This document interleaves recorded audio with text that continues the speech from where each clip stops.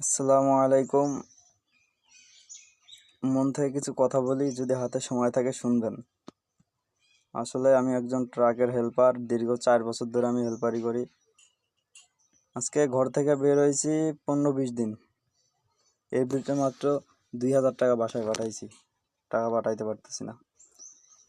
দেনাও আছে অনেক টাকা, দেনাগুলোও দিতে পারতেছি না। আসলে আমার পরিস্থিতিটা এখন এমন, মন চাইতেছে নিজের জীবনটা নিজে দিয়ে দিই, কিন্তু ফ্যামিলির দিকে তাকায় সেটাও করতে পারতেছি না। কি করব আসলে আমার মাথায় কাজ করতেছে না। আসলে মোটর লাইনে টাকার দিকে তাকাইলে কোনো সময় ড্রাইভারই শেখা যায় না ভাই। অনেক আশা নিয়ে আসছিলাম, ড্রাইভারই শিখবো, অনেক টাকা ইনকাম করব।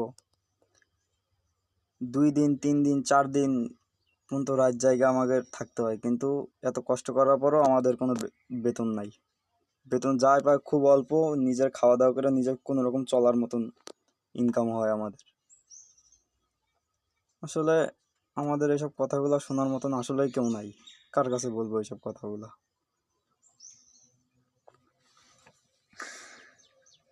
সবাই ভালো থাকবেন, দোয়া করবেন।